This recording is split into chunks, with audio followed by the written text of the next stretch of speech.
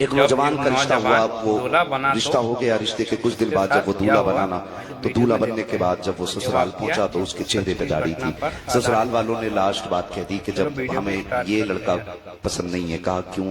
ہمیں وہی چاہیے جسے ہم دیکھ کے آئے تھے۔ باپ نے کہا وہی تو ہے نا جسے آپ نے اپنایا تھا۔ کہا یہ وہ نہیں ہے۔ کہا کیوں؟ کہا کہ اس کے چہرے پہ داڑھی نہیں تھی۔ کہا پہچانو بیٹا وہی ہے۔ کہا ہے تو وہی، لیکن ہمیں داڑھی والا لڑکا نہیں چاہیے، اس سے کہو یہ داڑھی منڈا دے ورنہ ہم بیٹی کا نکاح نہیں کریں گے۔ جب اتنی بات کہی نا تو لڑکا دیکھتا رہ گیا۔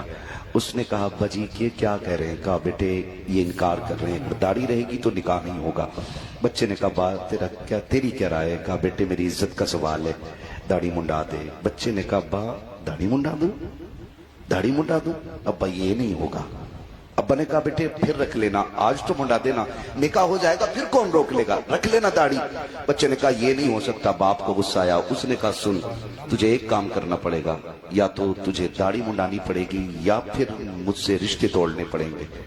بڑا مشکل مرحلہ تھا نوجوان بچے کے لیے، دولہا بھی بنائے، سامنے دلہن ہے، اور پھر زندگی کا آغاز بھی ہے، اور پھر باپ کی جائیداد اور ایک تنہائی کا سفر بھی ہے۔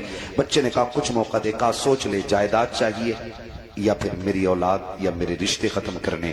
بچے نے کچھ دیر نوجوان نے سوچا، پھر اس کے بعد صحرا اتارا، کچڑے کے ڈھیر میں پھینکا اور کہنے لگا ابا جا تیری سلطنت تجھے مبارک ہو، مدینے والے کی سنت مجھے مبارک ہو۔